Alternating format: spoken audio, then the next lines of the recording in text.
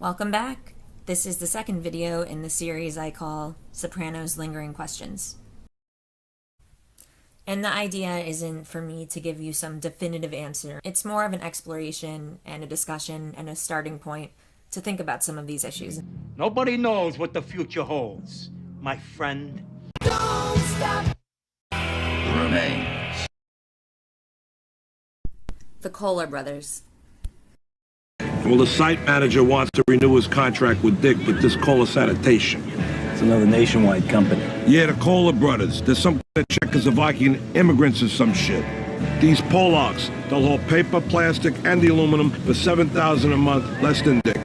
He says if he can tell the commie bosses back in Czechoslovakia to go fuck themselves, he can fucking tell us. If these Czechoslovakian immigrants are tough enough to tell the commie bosses to go fuck themselves, they're gonna just turn around and leave when a young man and their family disappears in the United States? That doesn't sound very aggressive to me. Slava and Valery? Slava tells Tony that he and Valery were closer than brothers and that he would do anything for him. But at a certain point, when Slava doesn't hear from Valery after weeks and weeks, I imagine he'd be curious and ask Tony something. You're, very emotional.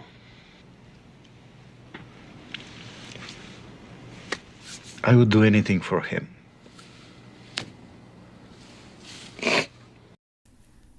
The dead Canadian? There's a theory that this young man is actually Harpo, Janice's son.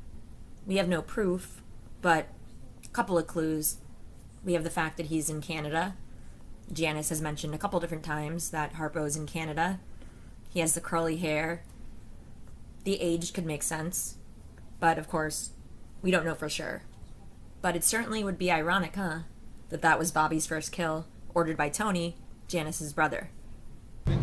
I just saw on Inside Edition how there will be no more unknown soldiers because of DNA now.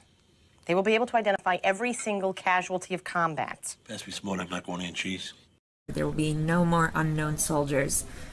You know, of course, she's talking about war as we traditionally think of it, but as you can see, Tony was a little thrown off, and it makes me think, or makes me come back to this whole DNA thing later, and I ask myself, with some of these casualties of war here, what happened with that, with subsequent investigations.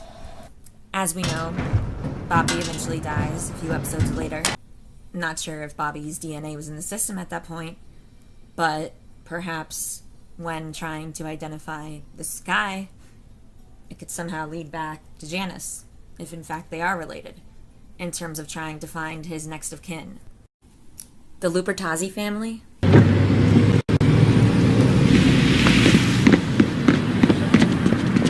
There will be no more unknown soldiers because of DNA now.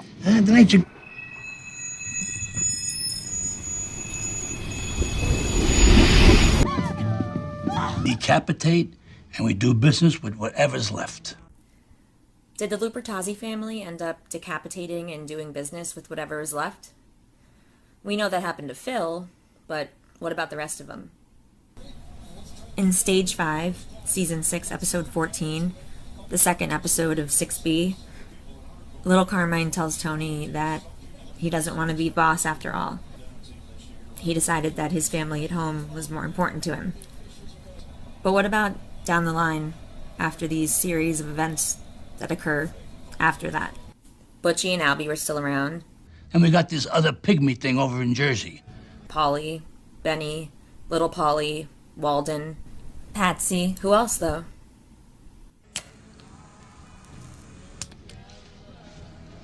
There's no scraps in my scrapbook. Tony's legal fate. The subpoenas are flying. My hunch, 80 to 90% chance you'll be indicted. That fucking gun charge. I get sick when I think of it. Plus interstate fraud. And if Carlos starts talking homicide. Was Tony indicted? And if Tony died, obviously an indictment of him would be moot. But would Carlo still be able to get leniency for his son? And speaking of Carlo and Tony, let's talk some more about the DiMeo family. particularly Polly Walnuts. It's a fucking Chinese fire drill over there, especially now that Carlo's absent. I know. I want you to skip that thing. What about Polly? What did Polly decide to do in the DiMeo family? Jesus Christ, I thought you'd be pleased I didn't hand you a diagnosis of the clap. With due respect, I'd like to just mull it a little. All right, sure. Go ahead. I'm a little biffled, but yeah, sit with it. Thanks, D. This means everything. Your faith to me.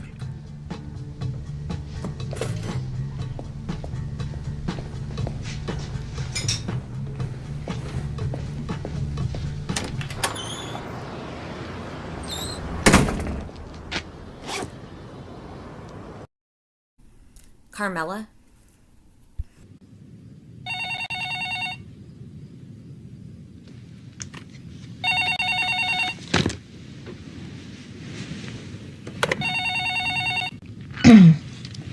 Hello? We see that Carmela didn't want to just stop with the spec houses after the first one was finished.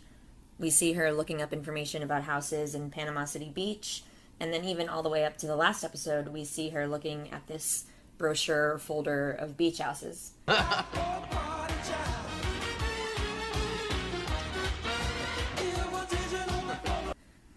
Seems like she was pretty checked out to me. When was her meeting with the Carpenters supposed to be? I guess that was after Holston's? What happened then? AJ Soprano.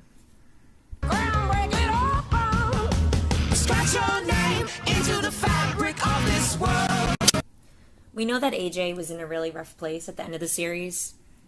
After his suicide attempt, he was able to come back home, and he seemed like he was kind of getting a little bit back into the swing of things. Listen, I'm gonna join the army. What? Did you sign any shit? No, but this week I will. I gotta do it with Rhiannon first. Rhiannon?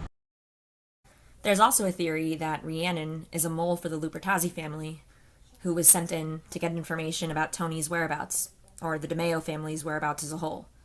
Again, this isn't something that we have proof of, but there are a couple clues. This poster on the wall of Butchie's barbershop. It kind of looks like Rhiannon. Now, again, just because she was modeling and maybe her picture is there, that doesn't mean that she's necessarily a spy for the Lupertazzi family. But it does beg the question. I don't think that poster was put there on accident. But maybe it was. But then, of course, Holston's. What happened after that?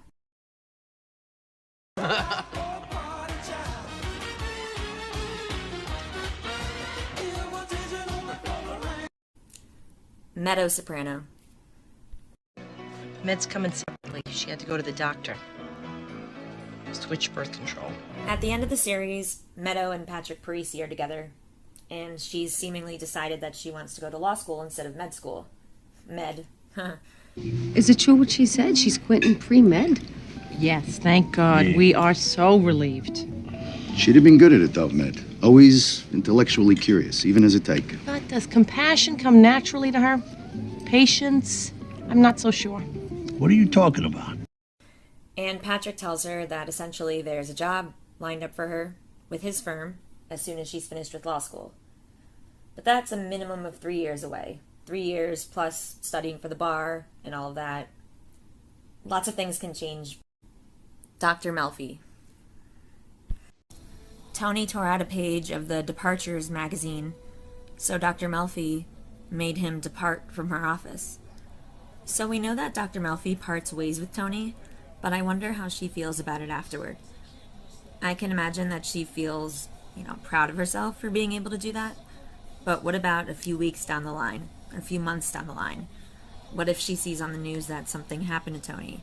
Would she feel badly? Would she feel guilty about it? The new big thing these days is called psychodynamic therapy, combined with anafranil. Who? A medication. There's a doctor in Bloomfield you could see. Whoa. Way back in season 2, episode 1, Guy walks into a psychiatrist's office Dr. Melfi tells Tony that she would never refer him to a colleague, knowing all that she knows about him. So it's interesting how here, the penultimate episode of the series, she tells him that she'll refer him to a colleague who practices psychodynamic therapy in Bloomfield. Meanwhile, she's dumping him because she's convinced that she can't help him. Does that mean she thinks that this colleague can actually help him, or is she just kind of punting the ball and... Wait a minute. You're telling me, after all this time, after everything we've shared in here, you're cutting me loose just as my son got out of the hospital for trying to kill himself? Since you are in crisis, I don't want to waste your time. Remain.